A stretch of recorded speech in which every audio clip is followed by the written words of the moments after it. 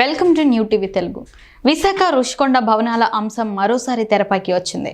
ఏపీలో టీడీపీ కూటమి ప్రభుత్వం అధికారంలోకి రాగానే టీడీపీ ఎమ్మెల్యే గంటా శ్రీనివాసరావు దీనిని సందర్శించడంతో అప్పట్లో రుషికొండపై తీవ్ర చర్చ జరిగింది. రుషికొండ భవనం లోపలి సౌకర్యాలు, బాత్రూమ్ ఇలా ప్రతి ఒక్కటి సోషల్ మీడియాలో వైరల్ అయ్యాయి.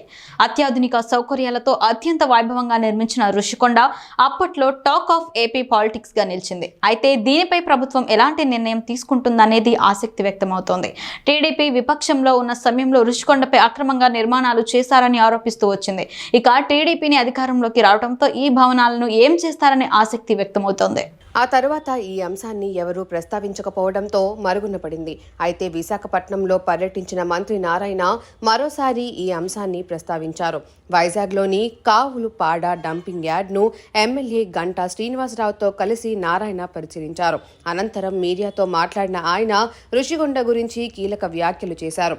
రుషికొండ భవనాలపై సీఎం చంద్రబాబు నాయుడు త్వరలోనే నిర్ణయం తీసుకుంటారని తెలిపారు.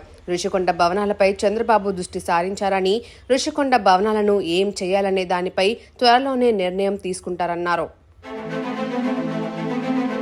మరోవైపు పర్యావరణ అనుమతులు లేకుండా రుషికొండపై భవనాలు నిర్మించారని ఆరోపణలు ఉన్నాయి. దీనిపై హైకోర్టులో కేసులు కూడా నడుస్తున్నాయి.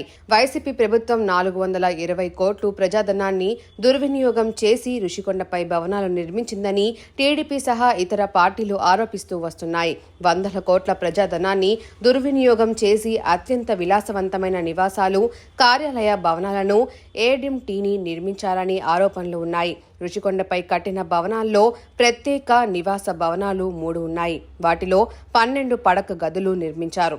భారీ సమావేశ మందిరాలు, హోమ్ థియేటర్లను నిర్మించారు. అలంకరణ వస్తువులు, అత్యాధునిక ఫర్నిచర్ ఏర్పాటు చేశారు.